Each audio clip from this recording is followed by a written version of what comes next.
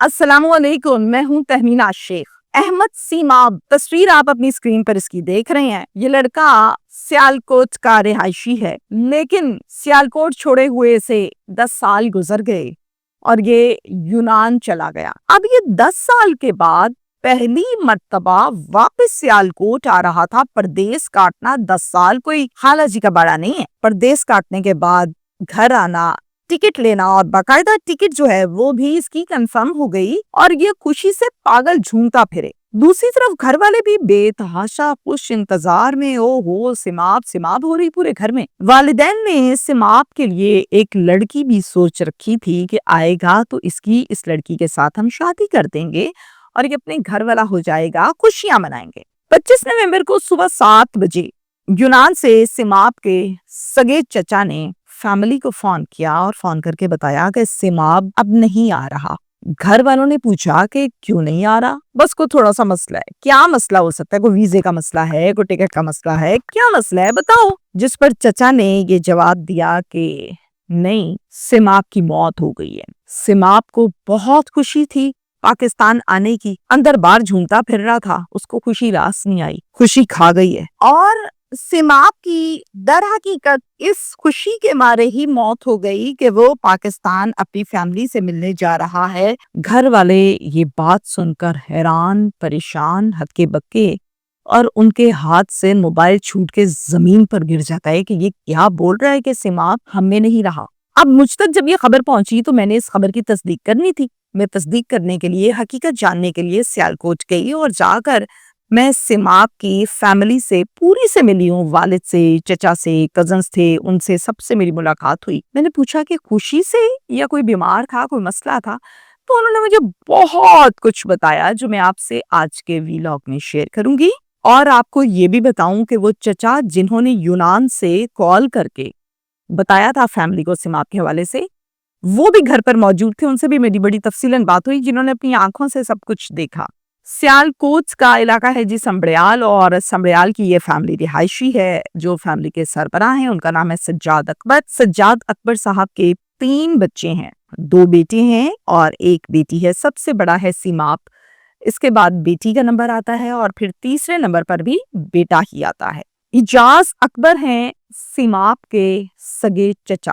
یہ پچھلے 24 سال سے یونان میں رہائش پذیر ہیں، وہیں پر کام کرتے ہیں اور وہیں پر رہتے ہیں۔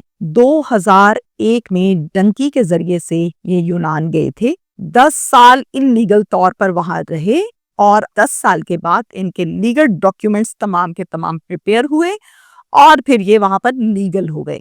پھر اس کے بعد انہوں نے اپنی بیوی کو اور مختلف رشتہ داروں کو بھی وہاں پر یونان میں اپنے پاس بلایا اور باقاعدہ سیٹل بھی کیا۔ اب وہاں ایک پورا گھر بن چکا تھا۔ 2016 میں سماب نے اپنے چچا سے کہا کہ چچا میں نے بھی یونان آنا ہے، میں نے بھی وہیں پہ جاب کرنی ہے، مجھے نہیں پتا، میرا بھی ارینجمنٹ کروائیں۔ چچا نے کہا اچھا یار، میں کوشش کرتا ہوں، ہو جائے گا، اللہ خیر کرے گا۔ اس ٹائم سماب کی عمر ہے 21 سال۔ چچا نے پھر آس پاس پتہ عطا کیا، پھر سے رابطے کیے تو جناب ڈنکی والوں نے یہ کہا کہ ہم کروا لیں گے کام۔ فون کیا اور سماب کو کہا لو بھائی تمہاری دعا قبول ہو گئی ہے۔ وہ کہتے ہیں کہ ہو جائے گا کام، 5.5 لاکھ روپے لگیں گے۔ پتر پیسے دا بندوبست کر، ابا جی نے کہا پیسے دا بندوبست کرن، ہو جائے گا کام، میری گل ہو گئی ہے۔ آپس میں کنورسیشن اس طرح ہوتی تھی۔ اب جناب سماب بڑا خوش، راضی بازی، اور پھر خدا کر کے انتظار کر کے وہ دن آ گیا جب ڈنکی کے ذریعے سے سماب یونان کے لیے روانہ ہوا۔ 6 ماہ سفر میں رہا، کبھی جہاز، کبھی جزیرہ، کبھی سمندر، اور پھر 6 ماہ ذلالت، رسک، زندگی ہتھیلی پر لے کر سفر کرنے کے بعد یہ یونان پہنچ گیا۔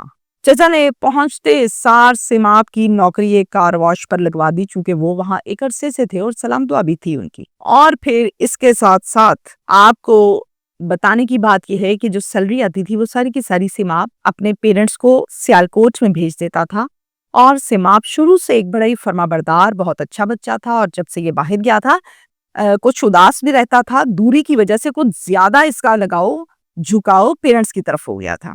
سماب یونان کے شہر ایتھنز میں رہتا تھا۔ علاقے کا نام ہے ایو نیکولا۔ اب تمام یونانی جو ہیں وہ یقیناً ان الفاظ کو اور ان جگہوں کو جانتے ہوں گے چونکہ ان کا علاقہ ہے۔ اس کے ساتھ ساتھ اب میں آپ کو بتاؤں کہ چچا نے مجھے گفتگو کے دوران یہ بتایا کہ یونان میں ڈرنک کرنا، شراب، سگریٹ نوشی اور اس ٹائپ کی حرکتیں کلچر کا حصہ ہیں۔ اس لیے میں نے سماب کو بیٹھ کے بتایا تھا کہ پتر ایس چیز نو ہاتھ نہیں لانا، تو پھر سماب نے کبھی ایسی چیزوں کو واقعی ہاتھ بھی نہیں لگایا، گیا بھی نہیں، دیکھا بھی نہیں۔ اتنا اچھا بچہ تھا، صرف اور صرف محنت، کام اور آگے بڑھنے کی اس کو لگن تھی۔ سماب اکثر گھر والوں کی یاد میں اداس بھی ہو جایا کرتا تھا اور کبھی کبھار تو رو بھی پڑتا تھا۔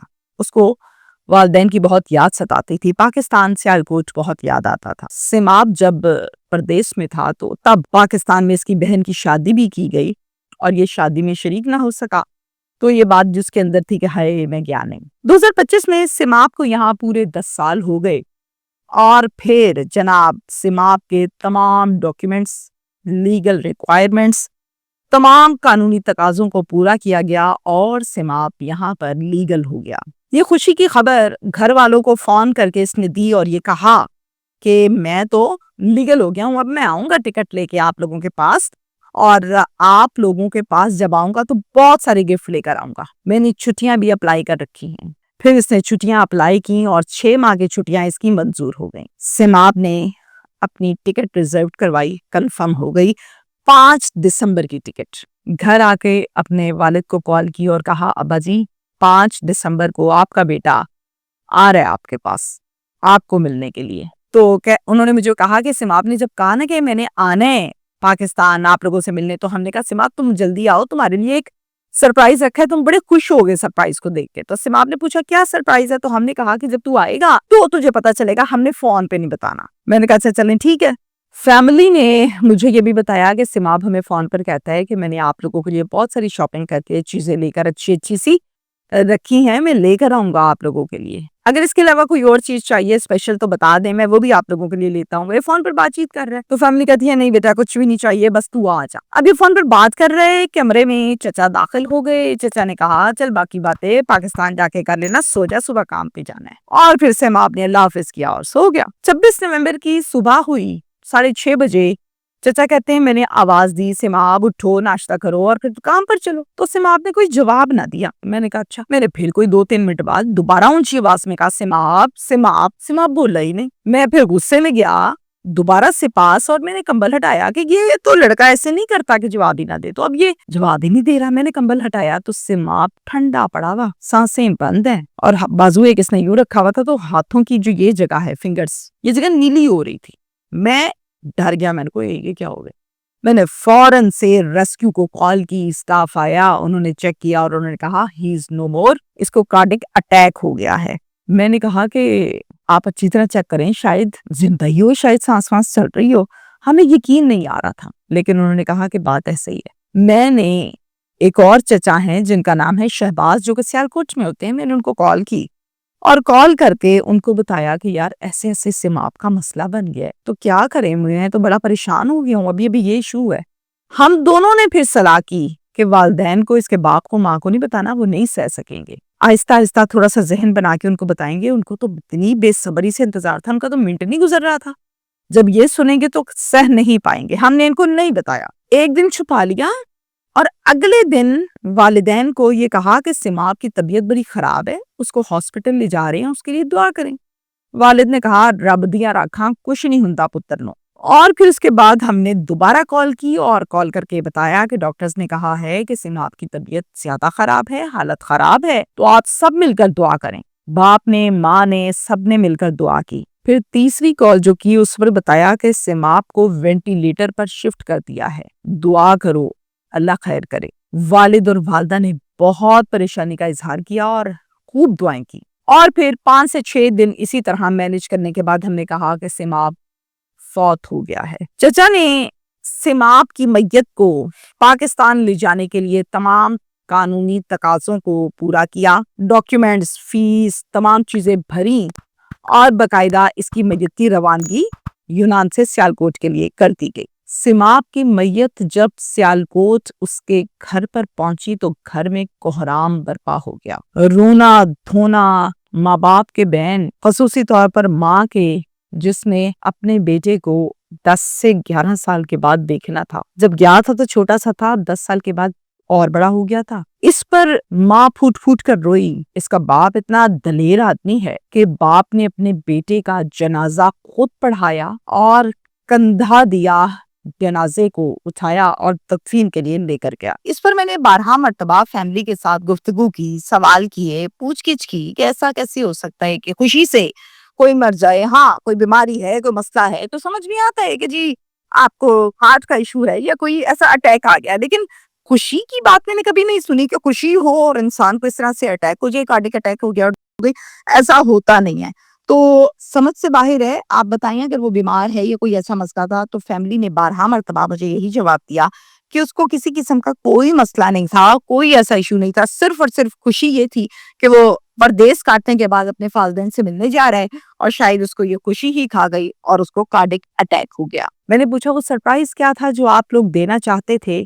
10 سے 11 سال کے بعد بیٹے کی شکل دیکھنی تھی, وہ سرپرائز کیا تھا؟ تو والدین نے کہا کہ ایک لڑکی ہم نے سلیکٹ کر رکھی تھی اور ہمارا یہ ارادہ تھا کہ یہ اب آئے گا, ہم اس کی شادی کر دیں گے, اور یہی سرپرائز رکھا تھا. مجھ سے بہت دفعہ پوچھا بیٹے نے کہ کیا سرپرائز ہے, تو میں نے نہیں بتایا. ہمیں کیا پتا کہ شادی تو دور ہے, وہ ہمیں شکل بھی نہیں دکھائے گا. یہی سرپرائز تھا, یہی ہماری خوشی تھی جو ہمیں راس نہ آئی. ہمیں ہماری خوشی کھا گئی, میرا بیٹا کھا گیا. میں نے بے تحاشا کیسز میں یہ تو سنا کہ heart attack, tension, anxiety, problems اور یہ سب کچھ آپ کی زندگی کھا جاتا ہے. میں نے یہ نہیں سنا کبھی کہ اتنی خوشی ہو کہ وہ خوشی دل سہ نہ پائے اور اس کو کارڈک اٹیک ہو جائے اور اس کی ڈیتھ ہو جائے. اور اتنی ینگ ایج میں اتنی صحت کے ساتھ میں نے بچہ دیکھا. میں ان کے گھر گئی, ملاقات ہوئی, تصویر میں جو کچھ میں نے دیکھا, آپ یقین کریں انسان تصور بھی نہیں کر سکتا کہ اتنا خوبصورت گھبرو جوان لڑکا جو 10 سے 11 سال کے بعد اپنے والدین کو ملنے آ رہا ہے, پردیس کاٹنے کے بعد وہ آئے گا ہی نہیں, اور وہ آنے سے پہلے ہی اللہ کو پیارا ہو گیا. Thank you.